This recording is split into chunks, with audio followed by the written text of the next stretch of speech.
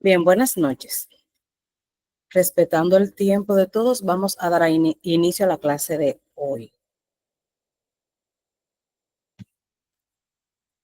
Antes de iniciar, me gustaría saber qué pudieron aprender de la clase anterior. Me gustaría que alguien participe, se anime y nos haga una síntesis de lo que manejamos en la clase pasada. Quien se anima puede levantar la mano.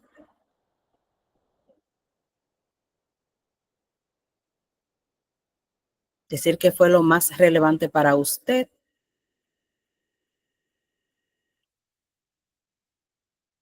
Buenas noches, Pamela. A ver, ¿quién dice yo? ¿Qué aprendimos la clase pasada?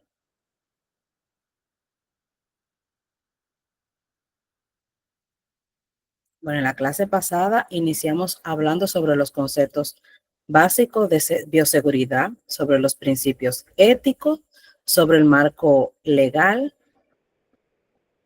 ¿Alguien recuerda algo más? Están muy tímidos esta noche.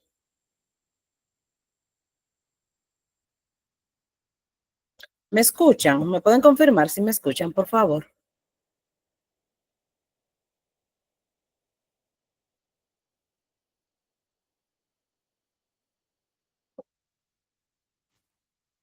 Gracias, Odelia. Gracias. Vamos, anímense. Alguien que pueda decir lo que recuerde de la clase.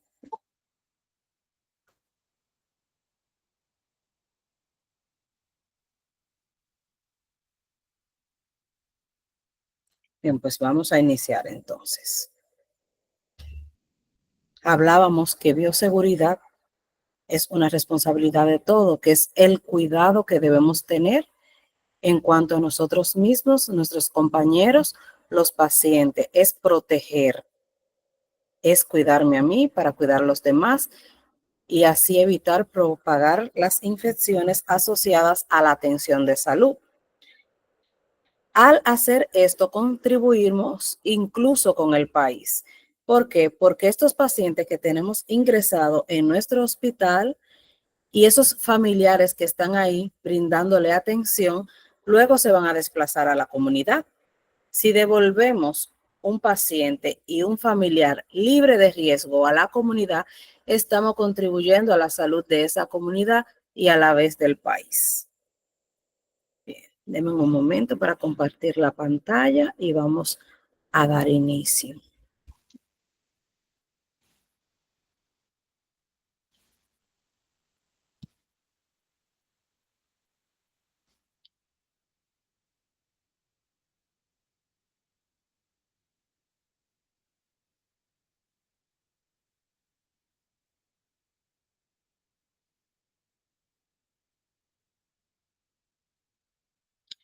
¿Me confirman, por favor, si pueden ver la presentación?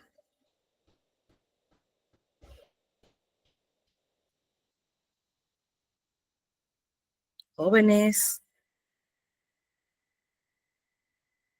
no puedo ver ahora si escriben o si levantan la mano.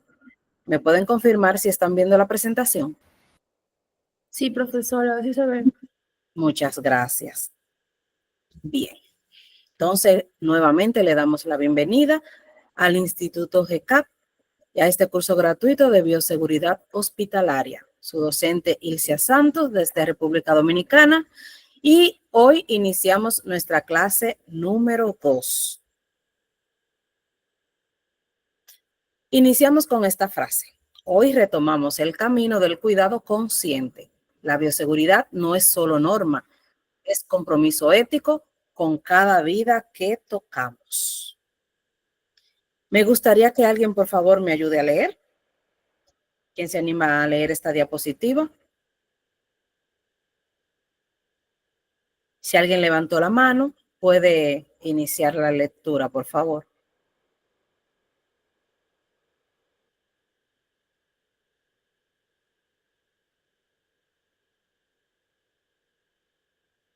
Adelante. Ya, la bioseguridad se define como el conjunto de medidas preventivas destinadas a mantener el control de factores de riesgos laborales procedentes de agentes biológicos, físicos o químicos, logrando la prevención de impactos nocivos, asegurando que el desarrollo o producto final de dichos procedimientos no generen efectos nocivos contra la salud y seguridad de los trabajadores, de la salud, pacientes, visitantes y el medio ambiente. Muy bien, gracias. Como bien dice aquí, vemos que iniciamos la bioseguridad con medidas preventivas, porque el objetivo principal es prevenir esas infecciones que podemos obtener, adquirir en nuestros centros hospitalarios. Primero vamos a prevenir, pero también vamos a solucionar. Entonces, vamos a actuar según lo que se vaya presentando en el momento, teniendo ya unos protocolos establecidos para realizarse con cada procedimiento, y así contribuimos a que ese procedimiento sea de calidad y sea seguro y que sea lo menos dañino o no dañino para la salud de todos los que estamos dentro del centro hospitalario. Precauciones universales de la bioseguridad. Este sistema fue establecido por el Centro de Control de Enfermedades, CDC por sus siglas en inglés, de Atlanta, en el 1987, a través de un grupo de expertos quienes desarrollaron guías para prevenir la transmisión y control de la infección por VIH y otros patógenos provenientes de la sangre hacia los trabajadores de salud y sus pacientes, en el cual se recomendó que todas las instituciones de salud adoptaran una política de control de la infección que denominaron precauciones universales. De ahí vino ese nombre. Son normativas que fueron destinadas para el procedimiento, las normas universales, o sea, se van a aplicar a nivel universal, aunque algo varíe de un país a otro, están esas normas que nos rigen de la misma forma. Se entienden como precauciones universales al conjunto de técnicas y procedimientos destinados a proteger al personal que conforma el equipo de salud de la posible infección con ciertos agentes, principalmente virus de la inmunodeficiencia humana, que es el VIH, virus de la hepatitis B, virus de la hepatitis C, entre otros, durante las actividades de atención a pacientes o durante el trabajo con sus fluidos o tejidos corporales. Siguiendo con esas precauciones, hay un enfoque ISO que es de la Organización Internacional de Normalización. Es el organismo que se encarga de normatizar esas guías. Aunque la ISO no tiene una forma única dedicada exclusivamente a precauciones universales, sí establece principios clave en varias normas relacionadas con bioseguridad, gestión de riesgos y control de infecciones. En el 2020, la seguridad en laboratorios clínicos establece requisitos para proteger al personal frente a riesgos biológicos, químicos y físicos. Ya vemos que esta clasificación de riesgos la mencionamos desde el primer día, pero lo vamos a detallar en esta misma clase más adelante para que sepan lo que incluye. Tenemos que utilizar obligatoriamente el equipo de protección personal, como guantes, mascarillas, gafas o batas, según el tipo de exposición. Los protocolos de higiene personal, especialmente el lavado de manos antes y después de los procedimientos. Manejo seguro de residuos biológicos, incluyendo segregación, rotulación y disposición final. Esto incluye rotular, lo que quiere decir que vamos a identificar fuera de la bolsa de residuos qué contiene dentro esa bolsa para que sepan dónde van a disponer esos desechos. ¿Alguien más que quiera leer, por favor, que me ayude con esa diapositiva?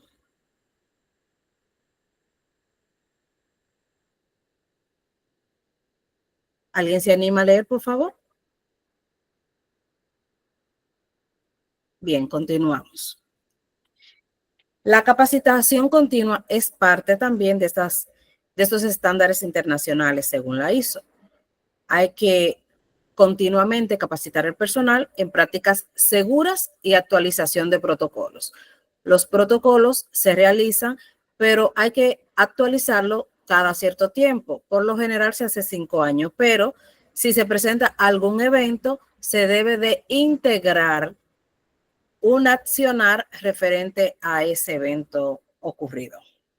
En el 2018, el Sistema de Gestión de Seguridad y Salud en el Trabajo aplica entornos hospitalarios y exige identificación de peligros biológicos, evaluación de riesgos y medidas de control, y la participación activa del personal en la mejora continua de la seguridad. Continuando con las precauciones universales según un consenso clínico internacional, decimos que nacen del principio de universalidad. ¿Alguien recuerda que hacía referencia a este principio de universalidad que quiera compartir? Bueno, decíamos que debemos tratar a todo aquel paciente que llegue a nuestro centro hospitalario como potencialmente contaminante. Y así adoptamos las medidas de bioseguridad, nos protegemos y protegemos a los demás. Tratar toda sangre y fluidos corporales como potencialmente infecciosos. Se aplican en todos los entornos clínicos independientemente del diagnóstico del paciente. ¿Alguien se anima y le gustaría compartir estas imágenes? ¿A qué hacen referencia? Muy buenas noches. A mí lo que me hace diferente en las imágenes es que debemos tener un lavado adecuado, como decir, como antes en el COVID, teníamos que lavarnos las manos por delante, atrás, en los dedos, en el pulgar, o sea, todo. Tener siempre nuestros guantes, y después de utilizar los guantes, igual lavarnos las manos, tener el visor como teníamos en el COVID, y poder estar protegidos en los ojos cuando sea que un paciente esté infectado, esté tosiendo, tenga, o sea, algo grave, podernos nosotros proteger nariz, ojos, o sea, todo. Y la bata para poder atenderle al paciente mejor, poder uno también estar protegido, poder tener todo lo que es la bata, mascarilla, o sea, todo lo necesario es lo que me puedo ver en la imagen. Excelente.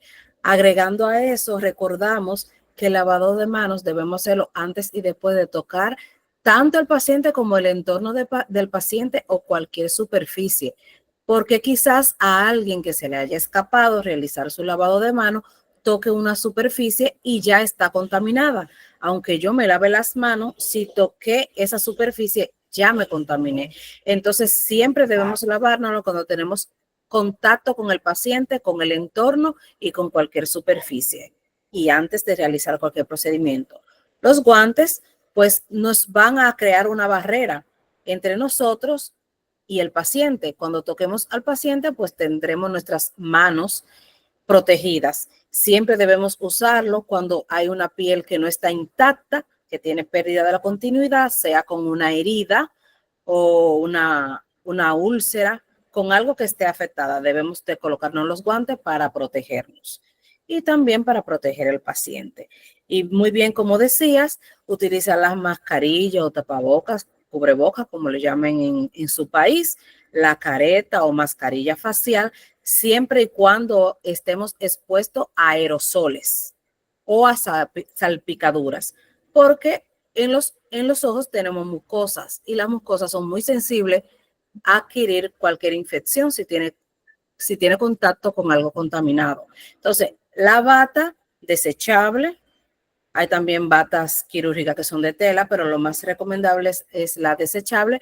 Protege primero nuestra ropa de que esté en contacto con alguna secreción, con algo contaminado, pero también protege al paciente, porque si con la ropa que estamos vistiendo, en el caso de nosotros, el profesional de la salud, un uniforme, sea quirúrgico, sea el uniforme de enfermería, si nos acercamos al entorno, nos apoyamos O cuando estamos quizás movilizando a un paciente, nuestra ropa termina contaminándose y no tenemos nada para protegernos, también podemos contaminar a otro paciente que vayamos a brindarle la atención. Entonces, por eso es muy importante el uso también de la bata, cada vez que sea necesario. ¿Alguien más que pueda decirme estas otras imágenes a qué hacen referencia?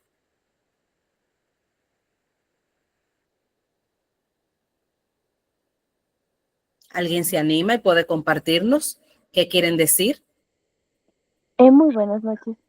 O sea, Buenas noches. la imagen que dice en la primera, que es la basura, puede ser lo que es las batas o puede ser lo que se le va a utilizar en el paciente como inyecciones, o sea, todo lo que sea en cuestión de poder atenderle al paciente, la basura igual, poder tener todo algo específico como esta basura, esta funda es solo para lo que son pacientes infectados o lo que sea para utilizar y todo eso. Eso le puedo decir para que puedan hablar mis compañeros. Muy bien. ¿Alguien más? Aquí Sí, cada opinión es válida. ok, ¿me escuchan? Sí, le escucho. Bueno, el tacho o no sé, el bote rojo, es el El todo empaque. rojo, ajá, esos son para desechos biológicos, materiales también biomédicos, también se pueden desechar lo que son agujas, jeringas, son para residuos químicos, más que todo, pues. Esa es mi opinión al respecto. Lo que se ve ahí en la bolsa roja, pues, se utiliza para eso, para lo que es más tóxico. ¿En la bolsa o el envase, el primer envase? Bueno, me imagino que es el envase. Ah, ok. ¿Qué más me puede decir de las demás imágenes? Bueno, en la foto donde están dando clases, me imagino que es para orientar y darle como les dijera yo, Capacitación. la capacitación, sí, de los riesgos quirúrgicos que hay Muy en un hospital. Y bueno, y el envase de medicamentos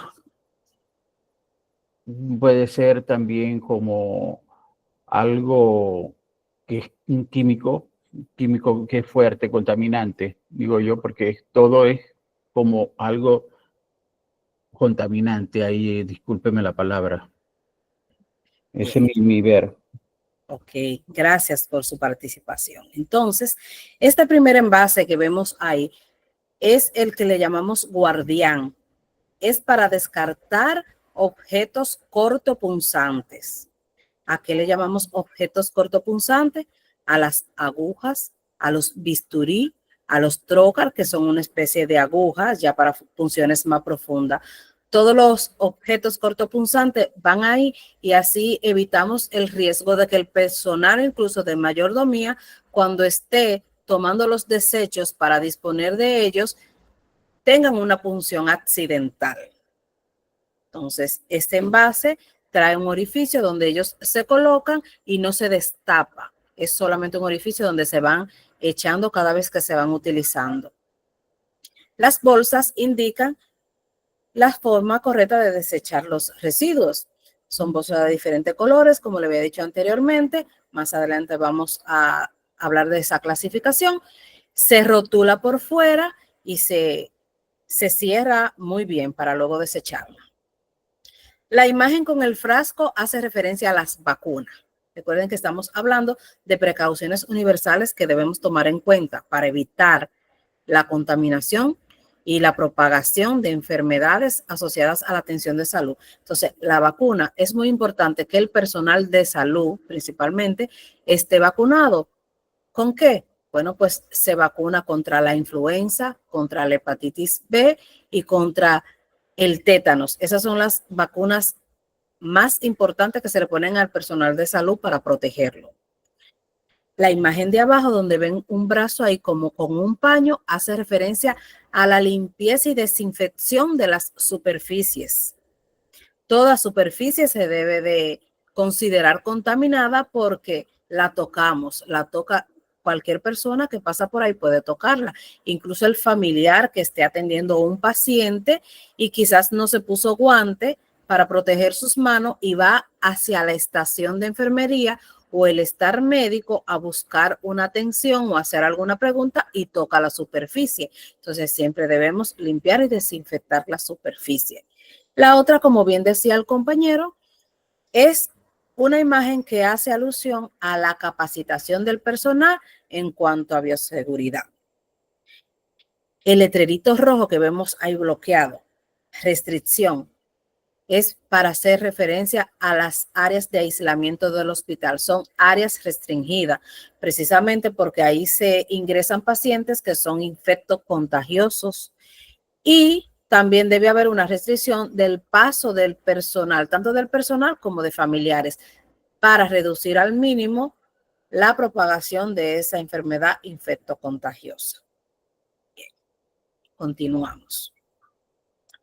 ¿Alguien que quiera leer, por favor, para leer las precauciones universales que parten del siguiente principio?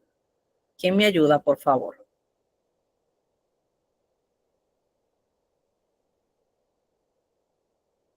Bien, continuamos entonces. Todos los pacientes y sus fluidos corporales, independientemente del diagnóstico de ingreso o motivo por el cual haya entrado al hospital, deberán ser considerados como potencialmente infectantes y se debe tomar las precauciones necesarias para prevenir que ocurra transmisión. Van a notar que en el transcurso de los días, según avance el curso, se va a hacer mucho referencia a esto porque debemos tener pendiente que debemos tratar a nuestro paciente como potencialmente contaminante porque desde ahí inicia los principios de bioseguridad. Es así que el trabajador de salud debe asumir que cualquier paciente puede estar infectado por algún agente transmisible por sangre y que por tanto debe protegerse con los medios adecuados. Bien. Existen también, disculpen, unos líquidos de precaución universal. ¿Cuáles son esos líquidos que se consideran potencialmente infectantes? Son los siguientes: sangre, semen, secreción vaginal, la leche materna, que por eso cuando, no sé si alguien ha tenido la experiencia que cuando hay una embarazada que está infectada con el virus de la inmunodeficiencia humana, que es el VIH, aunque se le administren los medicamentos, los retrovirales que lleva para evitar la infección cruzada hacia su bebé, no se recomienda que ésta lacte al bebé porque es altamente contaminante. El líquido cefalorraquídeo, ¿sabe alguien cuál es este líquido? ¿Podría decirme?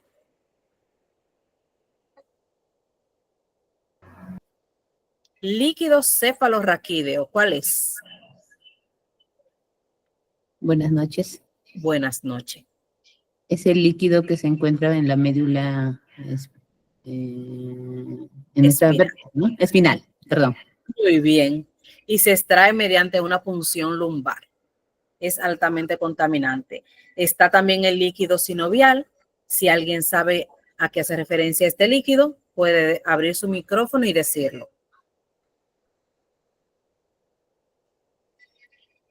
El líquido sinovial es el que se encuentra en las articulaciones. Cuando hay traumas y se extrae, porque los ortopedas realizan ese procedimiento para desinflamar, para extraer el líquido. Cuando se extrae hay que tener mucho cuidado con él porque es muy contaminante. Está el líquido pleural, que como su nombre lo dice, se encuentra en los pulmones, específicamente dentro de la pleura. Líquido amniótico. ¿Alguien me dice cuál es ese líquido? El líquido que está en la placenta, en la gestación. Muy bien. Es el líquido que protege al feto cuando está ahí. Líquido peritoneal. El líquido peritoneal es el que se encuentra en la cavidad peritoneal, como dice el nombre. Por lo general, este líquido más tendríamos contacto con él cuando se realiza una paracentesis, que es la extracción del líquido peritoneal, o también cuando se dializa a un paciente con el método de diálisis peritoneal. Es altamente contaminante y hay que tener precaución, hay que utilizar los métodos de barrera para manejar estos líquidos. También está el líquido pericárdico, que como su nombre lo dice, pues se encuentra en la cavidad cardíaca. Y cualquier otro líquido contaminado con sangre. Entonces, destacamos que las heces, orina, secreción nasal, esputo, vómito y saliva no se consideran líquidos contaminantes a menos que tengan presencia de sangre. Bien. ¿Qué son los agentes de riesgo en bioseguridad hospitalaria? Estos son elementos biológicos, químicos o físicos presentes en el entorno hospitalario que pueden causar daño a la salud del personal, pacientes o comunidad. Aquí vemos que viene a relucir la comunidad por lo que les decía anteriormente, cuidándonos nosotros, cuidando el personal, cuidando el paciente, cuidando el familiar, también cuidamos y protegemos la comunidad. La Organización Mundial de la Salud los clasifica principalmente como riesgos biológicos, pero también contemplan otros tipos. A continuación, vamos a detallar esa clasificación de agentes de riesgo hospitalario según la Organización Mundial de la Salud. Iniciamos con los agentes biológicos. Estos agentes están presentes en sangre, fluidos corporales, secreciones, superficies contaminadas y aerosoles generados en procedimientos clínicos. Entre los agentes biológicos tenemos los virus, bacterias, hongos, entre otros. Agentes químicos son sustancias utilizadas en limpieza, desinfección o tratamiento que pueden causar intoxicaciones o reacciones adversas. Dentro de esta clasificación, que son los agentes químicos, como vemos hay una imagen, están los productos de limpieza o desinfección, como el hipoclorito, que es el cloro. Están también los gases anestésicos. También caben en ese renglón los fármacos citotóxicos. ¿Sabe alguno de ustedes cuáles son esos fármacos? Fármacos citotóxicos. Si alguien sabe, puede abrir su micrófono y puede decirlo. Bueno. Fármacos que son algo altamente tóxicos. Por ejemplo, el metamizol. Bueno. Gracias por la participación. Los fármacos citotóxicos hacen referencia al tratamiento, o sea, los medicamentos que se utilizan en el tratamiento del cáncer, que actúan directamente en las células, son altamente tóxicos. Por eso estos pacientes, cuando están ingresados en las unidades oncológicas, este personal debe ser capacitado primero antes de darle la atención. Ellos tienen un área dedicada para la preparación de esos medicamentos con una campana que va extrayendo la toxicidad que ellos van liberando a medida que se van preparando. Y también para administrarlo se debe tener precaución de que no se derrame, hay que hacerlo siempre con guante, con mascarilla, con los elementos necesarios porque son muy tóxicos. Para descartarlos también se descartan en las bolsas destinadas para ello, se cierra de inmediato y se llevan allá a su destino final. El 3 corresponde a los agentes físicos. Estos son factores ambientales que pueden generar lesiones o enfermedades ocupacionales. Esa imagen que ven ahí debajo de los agentes físicos, ¿quién me puede decir qué sucede ahí? ¿A qué hace referencia esa imagen? A un volumen muy alto. Exacto. Un volumen por encima de los decibeles que nuestro oído puede tolerar. Entonces, mucho ruido, ruido recurrente, un volumen muy alto, ocasiona una enfermedad ocupacional. Nuestra audición se va afectando, pero eso lo adquirimos en el entorno hospitalario, no fue en nuestro hogar. Por eso se le llama enfermedad ocupacional. Igual como le mencionaba en la clase anterior, por ejemplo, el tener una silla en mal estado, deteriorada o que esté un poco inclinada hacia adelante, que no mantenga la buena postura, también eso puede ocasionar una enfermedad ocupacional.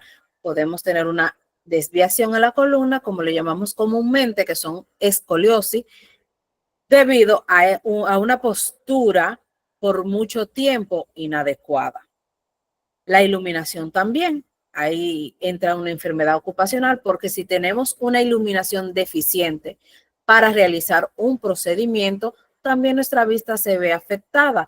Y además de que nuestra vista se ve afectada, nuestro paciente quizás podríamos estarle causando un daño porque no tenemos la iluminación suficiente para realizar el procedimiento que vamos a hacer. Si vamos a hacer una canalización de una vía periférica, un acceso venoso, y no tenemos buena iluminación, nuestro paciente puede verse afectado porque quizás le demos una punción en un lugar en donde no vamos a lograr el acceso, no va a ser exitoso el acceso venoso. Entonces, con cada punción que agreguemos a nuestro paciente, estamos creando una puerta de entrada a microorganismos, a cualquier agente oportunista.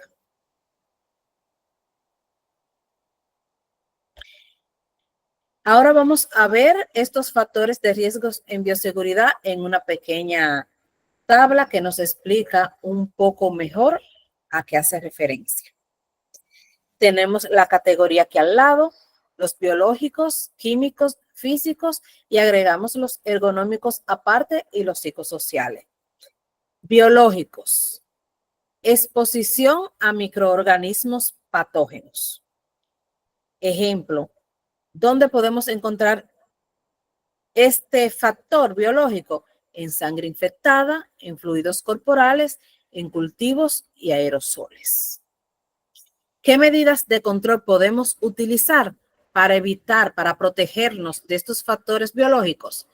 El uso de el equipo de protección personal, el lavado de manos, la vacunación de personal de salud y las cabinas de bioseguridad. Factor de riesgo químico. Estas son sustancias tóxicas, corrosivas o irritantes, como por ejemplo el glutaldehído, el hipoclorito y los fármacos citotóxicos. ¿Qué podemos hacer para protegernos, para evitarlo, para controlarlo? Una ventilación adecuada, porque si estamos en un espacio cerrado, pues el producto químico, si es tóxico, se va a concentrar en ese espacio, no va a tener una salida y vamos a inhalarlo. Pero si tenemos buena ventilación, el producto puede salir de la sala en donde estamos. Se maneja con guantes y llenar unas fichas de seguridad. Factor de riesgo físico. Condiciones ambientales o mecánicas que causan daño. Por ejemplo, radiación, que es lo que emiten los equipos de imágenes diagnósticas, como por ejemplo las radiologías, los tomógrafos, los radiógrafos y los equipos para realizar la resonancia también entran ahí. El ruido excesivo, temperaturas extremas, tanto calurosa como fría, porque todo al extremo tiene consecuencia. Entonces, no importa que sea calor o frío, temperaturas extremas. Y los objetos cortopunzantes entran también en la categoría de físico. ¿Qué podemos hacer? Señalización. ¿A qué nos referimos con esto? A señalizar, por ejemplo, cuando tenemos un producto químico que pueda ser tóxico. Lo señalizamos, la señalética, los rótulos, como se les llame, pero dejar saber de que eso es tóxico y que está ahí. Control técnico, o sea, dar mantenimiento, monitoreo y recipientes guardián, que fue el que mostramos, el envase que es para los desechos de los objetos cortopunzantes. Están los ergonómicos también, que son riesgos derivados del diseño del trabajo y postura, como por ejemplo manipulación de pacientes, posturas prolongadas, como le decía. Al manipular a los pacientes hay técnicas para hacerlo, para causar el menor daño posible a mi cuerpo, a mí como profesional que estoy realizando el movimiento. Si no utilizo esas técnicas adecuadas, pues puedo verme afectada con el paso del tiempo. Las posturas prolongadas, como le mencionaba anteriormente, espacios estrechos, por ejemplo, si no tengo suficiente espacio para movilizarme, eso puede ser también que me cause algún daño o incluso hasta estrés, y eso también daña. ¿Qué podemos hacer para solucionarlo, para menguarlo, para evitarlo? Pausas activas. ¿A qué se refiere eso de pausas activas? Bueno, luego que tengo un tiempo desarrollando ya ciertas actividades, ciertas funciones en mi entorno laboral, hago una pausa. ¿A qué se le llama activa? Bueno, puede ser que hago unos movimientos de estiramiento. Rediseño de áreas, si el área no está adecuada porque es muy pequeña, bueno, pues rediseñar, ampliarlas. Y capacitación en ergonomía, o sea, informar, orientar a los colaboradores del centro cuál es la postura adecuada que deben de mantener. Porque a veces sí tenemos sillas quizá en buen estado, pero a lo mejor yo creo que por comodidad, si me inclino, se me hace más cómodo, pero ya eso puede ocasionarme una lesión en la columna, una escoliosis. Entonces, capacitar el personal para que sepa cómo debe de mantener la postura y qué puede ocasionar si tiene una postura inadecuada. También está el factor psicosocial, que son factores que afectan a la salud mental y emocional del personal. ¿Cuáles son algunos ejemplos? El estrés por turnos largos. Por ejemplo, a veces hay profesionales de la salud que trabajan durante 24 horas. Otros que quizás no trabajan durante 24 horas en un solo centro, pero tienen el pluriempleo. Entonces, termino un turno en un hospital y me dirijo hacia una clínica privada, un centro privado, a hacer otro turno. Entonces, esos turnos largos afectan nuestra salud. Falta de pausas, como decía ahorita, el trabajo continuo sin hacer una pausa, voy a estar cansada, me voy a estresar. Y una comunicación deficiente, que no haya comunicación adecuada y suficiente entre los colaboradores para poder mantener esa bioseguridad y poder compartirla hacia los demás. ¿Qué podemos hacer? Gestión emocional, ver cómo vamos a manejar nuestra inteligencia emocional, hacer capacitaciones incluso de eso, pausas estratégicas y acompañamiento clínico. Bien, voy a hacer una pausa aquí para recordarles que pueden aprovechar y separar su cupo, separar su certificación antes del 15 de septiembre con el pago de 50 soles o 14 dólares estadounidenses para que puedan sustentar aún más su conocimiento a la hora de ir al mercado laboral. Para sustentarlo ahí en el currículum vitae, pueden adquirirlo. Recuerden que GK estamos comprometidos con la enseñanza. Bien, continuamos. ¿Alguien que quiera leer aquí, por favor, que me quiera ayudar? Puede abrir el micrófono. Contexto hospitalario según la OMS.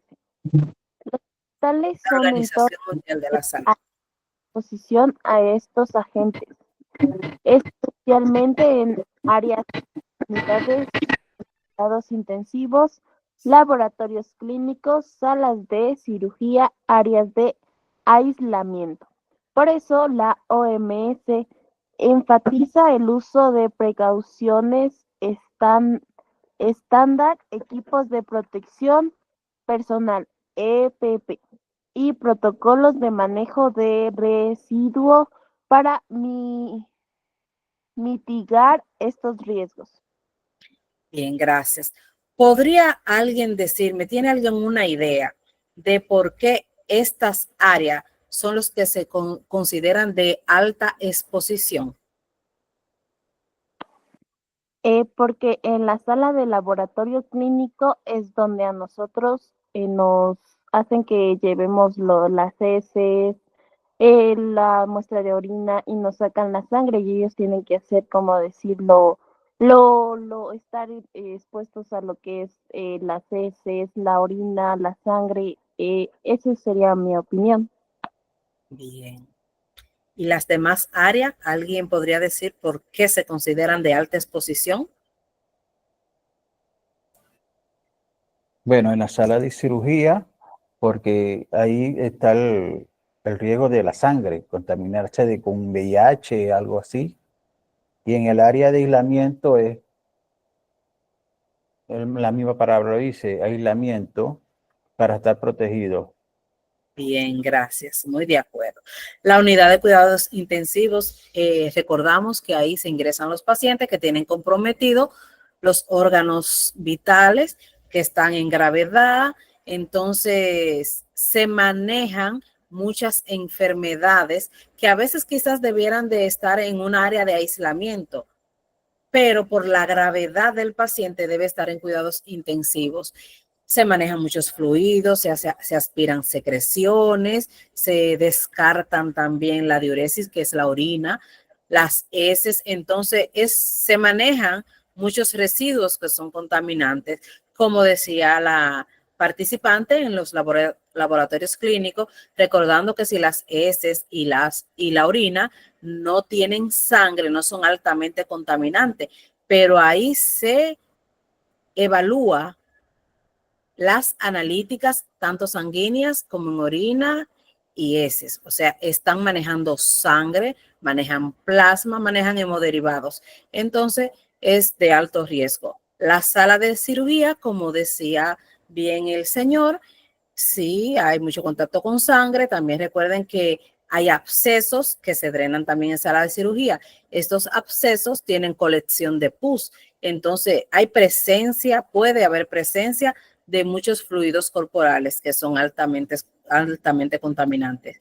Aparte, el instrumental quirúrgico que se utiliza, los instrumentos, también tienen contacto con esos fluidos. Áreas de aislamiento, como lo dice el nombre, así como dijo el señor, pues es para aislar, para ingresar a los pacientes que tienen enfermedades infectocontagiosas. Entonces, por eso se consideran de alta exposición. Bien. Ahora vamos a hablar sobre la cadena epidemiológica en bioseguridad hospitalaria. La cadena epidemiológica es el conjunto de eslabones que explican cómo se transmite una enfermedad infecciosa. Comprenderla permite identificar puntos críticos para aplicar medidas de prevención y control, especialmente en entornos hospitalarios. Está compuesta por 6 elementos. En otras palabras, la cadena epidemiológica lo que quiere decir es cómo esa infección asociada a la atención de salud se transmitió, se movió desde el hogar que él tiene, de donde él vive, donde reside, hacia la persona que se enfermó. Entonces, esos 6 elementos son los siguientes. Agente causal. El agente causal es el microorganismo responsable de la enfermedad. Puede ser un virus, bacteria, hongo, parásito o toxina. Por ejemplo, el Mycobacterium tuberculosis, que es el que produce la tuberculosis. El virus de inmunodeficiencia humana y el virus de la hepatitis B. Entonces, agente causal, ¿qué es? El responsable de causar la enfermedad. Ese es el agente causal. Ahora bien, ¿cuál es el reservorio? Es el lugar donde la gente vive, se multiplica y desde donde puede propagarse. Puede ser un humano, animal, objeto o ambiente hospitalario. Por eso también le mencionaba lo de la superficie. El ambiente hospitalario puede ser un reservorio donde vive el microorganismo. Un paciente infectado, una superficie contaminada, agua estancada. Reservorio, el lugar en donde vive, se multiplica y desde donde se propaga ese agente causal. Bien. Puerta de salida. ¿Cuál sería esta? es la vía por la cual el agente abandona el reservorio. Es decir, la puerta de salida es por donde ese agente causal dejó el lugar en donde él estaba viviendo y donde se multiplicaba. Incluye la sangre, secreciones respiratorias, excreciones, fluidos corporales, lesiones cutáneas, que son las lesiones de la piel, entre otros. Por ejemplo, tos. Cuando tosemos sabemos que salen partículas de saliva, son microscópicas, muchas veces no la vemos, pero ahí puede salir ese agente causal. Heridas abiertas, fluidos genitales. Ahora bien, ¿cómo se da el modo de transmisión? Este modo es la forma en que la gente llega al huésped susceptible.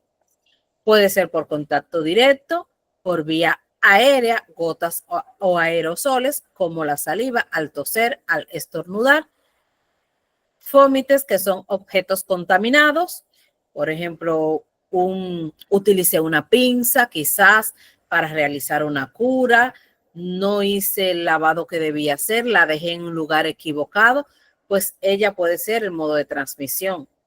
Vectores, que son los insectos, o vía común, que son agua o alimentos. Ustedes saben que muchas veces las verduras están en el suelo, claro, cuando están antes de cosecharla, y que los animales transitan. Entonces, las verduras pueden ser el modo de transmisión. Quizás si no la lavamos bien o comemos en un lugar fuera de nuestro hogar, compramos una comida y en ese lugar no fue higienizada como debió ser, puede ser lo que se preste a ser un modo de transmisión. Ejemplo, pinchazo con agua contaminada, inhalación de aerosoles o contacto con fluidos. Bien. Ahora el número 5, ¿cuál es? La puerta de entrada. Ahorita acabamos de ver la puerta de salida, ahora vemos la de entrada. Es el sitio por el cual el agente ingresa al nuevo huésped, o sea, por donde él llegó hasta la persona que enfermó. Incluye mucosas, oral, nasal, ocular, genital, piel no intacta, que es cuando la piel tiene alguna abrasión por alguna razón, alguna herida, vías respiratorias, cuando está en el aire, ese microorganismo, ese agente causal y lo inhalamos, se convierte en puerta de entrada, o digestivas. Ejemplo, herida abierta, inhalación, ingestión. Por eso menciona la digestiva. Si fue que ingerí alimentos contaminados, pues la puerta de entrada fue digestiva. Y finalmente, el huésped susceptible, que ya lo escuchamos mencionar. ¿Cuál es ese huésped? Pues la persona que se enfermó. Es la persona que puede desarrollar la enfermedad. Su susceptibilidad depende de factores como edad, estado inmunológico, comorbilidades, nutrición, entre otros. Ejemplo, pacientes inmunocomprometidos, adultos mayores o neonatos. ¿Sabe alguien por qué la edad es un factor para que el huésped susceptible pueda ser susceptible a desarrollar una enfermedad por un agente causal? ¿Por qué la edad es un factor? Porque ya no tiene tantas vitaminas como antes, como cuando era joven. Tenía bastantes vitaminas y sus huesos eran más fuertes, pero cuando ya son un poco ya más viejitos, ya el colágeno en sí ya se disminuye, ya les ve lo que las piernas, los brazos. Por eso puede ser. Gracias por tu participación. La edad se consideran susceptibles, hablando de edad, tanto los niños como los adultos mayores. ¿Por qué? Recuerden que cuando nace un bebé viene con las vacunas, o sea, su inmunización se basa en las vacunas que la madre recibió durante ese embarazo. Ahora va a desarrollar su inmunidad luego de que está ya fuera de ese entorno que lo tenía protegido y que hay que aplicarles vacuna. Entonces, tienen cierto tiempo, o sea, hay edades para aplicar las vacunas. Entonces, durante un tiempo y otro puede ser que el niño sea susceptible a alguna de esas enfermedades, porque quizás todavía no alcance la edad suficiente para aplicársele la vacuna. Y, como decías, los adultos mayores, bueno, pues ya son susceptibles, su sistema inmune se va deteriorando, quizás ya cuando también tienen Alzheimer, comienzan con esas situaciones, o van perdiendo el apetito, se les olvida que tienen que alimentarse, entonces ya son más susceptibles. El estado inmunológico tiene mucho que ver también. Si mis defensas, como decimos comúnmente, están bajas, yo soy más propenso a adquirir esa enfermedad. Comorbilidades, ¿a qué hace referencia eso? ¿Alguien sabe? ¿Quién me puede decir? Comorbilidad hace referencia a cuando esa persona tiene otra enfermedad, una enfermedad de base ya consigo, una enfermedad diagnosticada, y esa enfermedad hace que yo sea susceptible. Por ejemplo, una persona con el virus de la inmunodeficiencia humana que tiene VIH es susceptible a cualquier enfermedad porque siempre tiene su sistema inmune comprometido, debilitado. A eso hace referencia esta parte. ¿Hay alguna pregunta, alguna duda que tengan hasta este momento que quieran externarla para aclarar?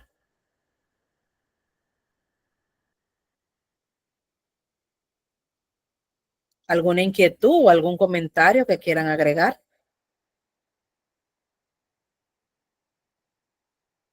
Bien, continuamos.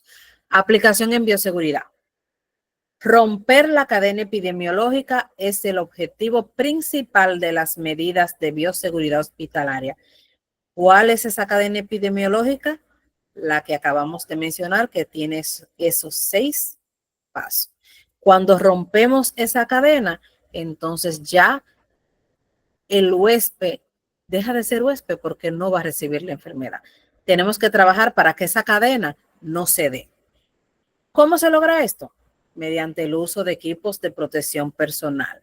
Se van a ver que en el transcurso de los días, aparte del lavado de manos y otras cosas, vamos a mencionar mucho esto porque la bioseguridad se basa en utilizar los elementos que son necesarios para nosotros protegernos y proteger a los demás.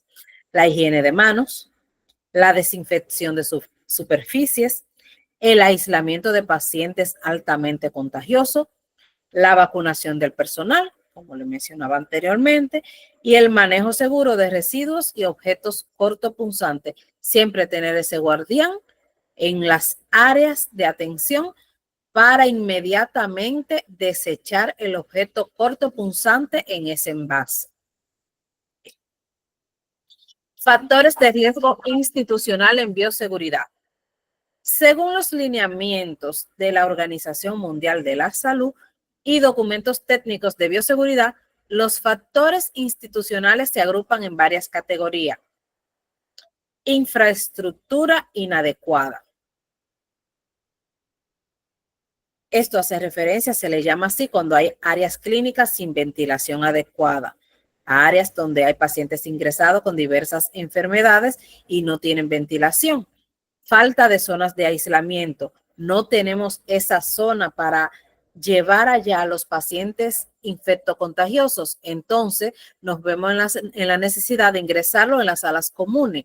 Entonces, esto es un riesgo. Ausencia de rutas diferenciadas para residuos peligrosos.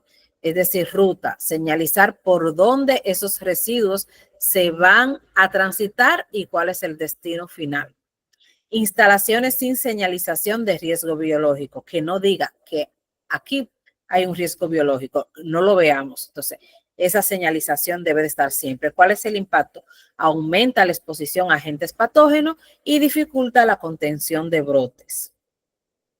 2. Deficiencia en equipos de protección personal, que haya escasez o que este equipo que tiene nuestro centro sea de calidad deficiente.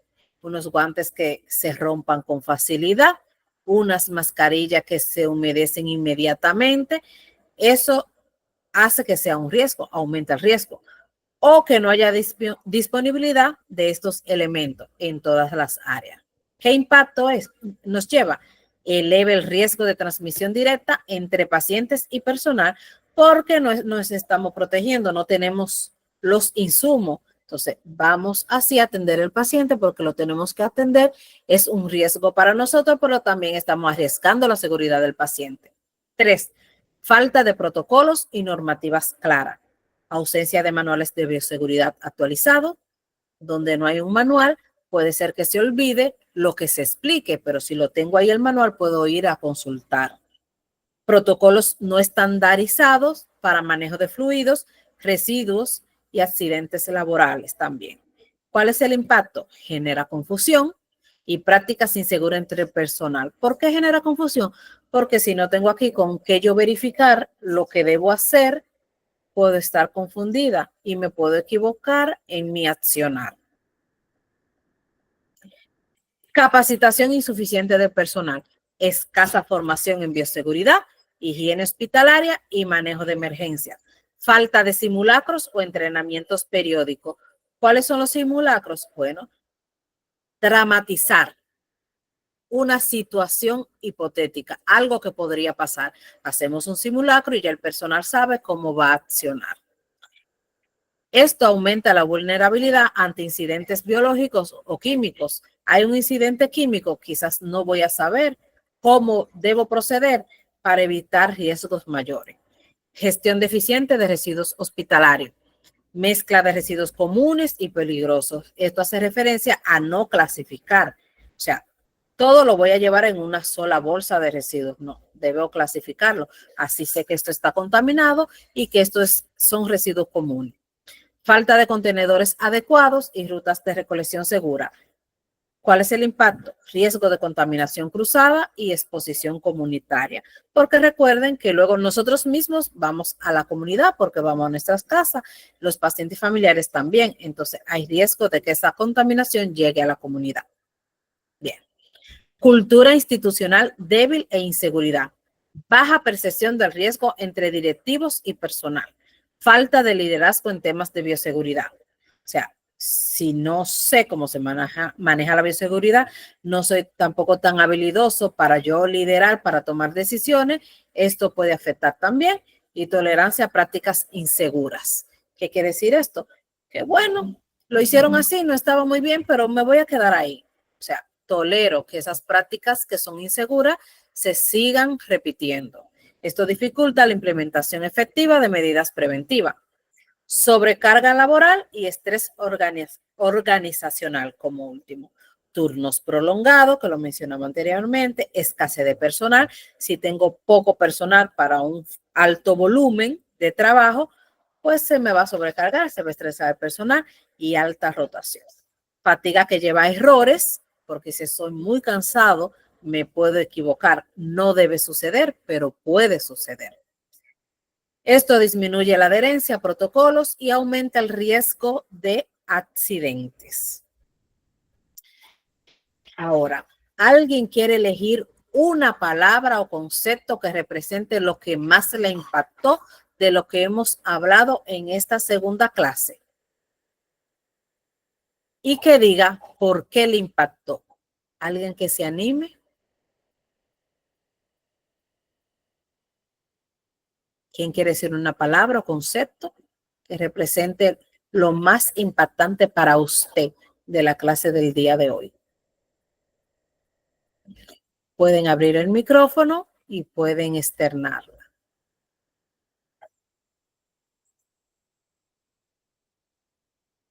Ahí hay un ejemplo, incluso, por ejemplo, mi palabra es puerta. ¿Por qué yo digo que mi palabra es puerta? Porque entendí que la vía de entrada puede ser también una oportunidad para yo cuidar. Entonces, ¿quién me puede decir una palabra que le haya impactado y por qué? Docente, buenas noches. Les saluda Buenas José noches. Serván desde Chachapoyas, Perú. Una Dime. consulta. Dígame. ¿Por qué los gases anestésicos, son parte que hay que tener cuidado en la bioseguridad y cuál es la base para ello? Me refiero a que si es que los gases anestésicos, ¿cuál es cuál es la consecuencia de usarlos o cómo se deben usar adecuadamente, ¿no? Lo que pasa es que los gases anestésicos se utilizan en cirugía, o sea, no va a haber inconveniente en procesos quirúrgicos. No va a haber inconveniente con que sea el paciente o una persona que no tenga conocimiento que lo use, pero pueden llegar a ser tóxicos en grandes concentraciones. O sea, una sobredosis, una fuga, porque son gases, son aerosoles. Una fuga de ello, pues puede traer toxicidad.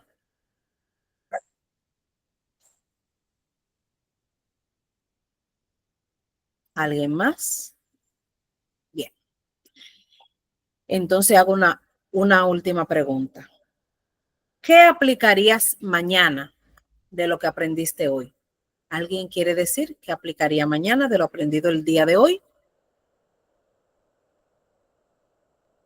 Pueden expresarlo, pueden abrir el micrófono y expresar qué yo haría mañana de esto que quizás no sabía o que sabía, pero ya reforcé hoy.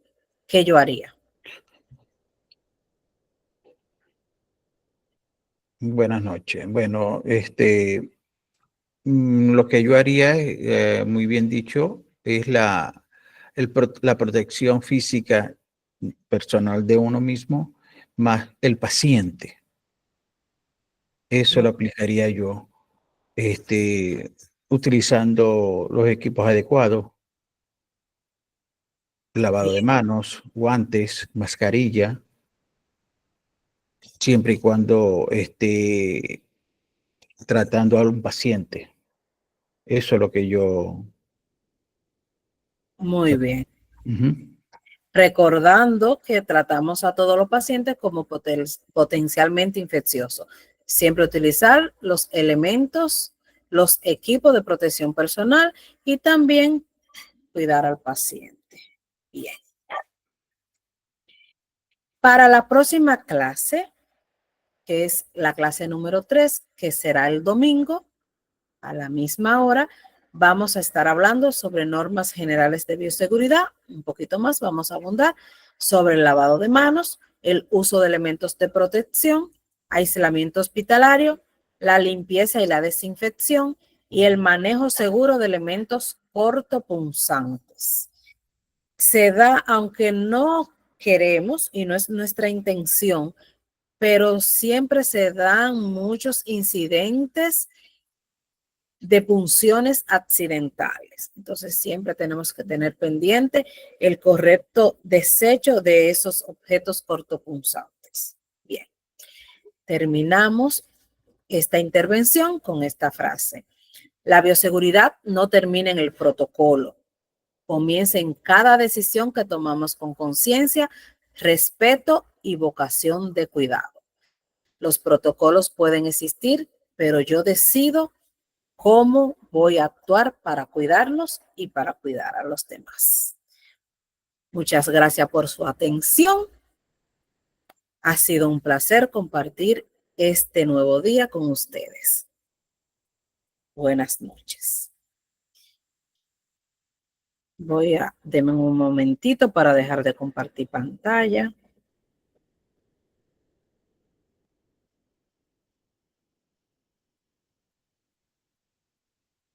Me gustaría saber